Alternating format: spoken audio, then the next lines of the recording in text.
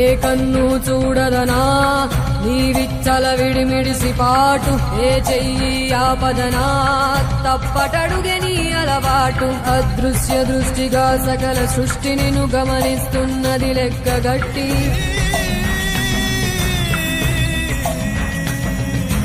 ఎంత బతుకు నీదెంత బతుకువో గుప్పెడు మెతుకుల కడుపు కొరకు ఎన్నాటలు వేటలు అవసరమా మనుజా మనుజా.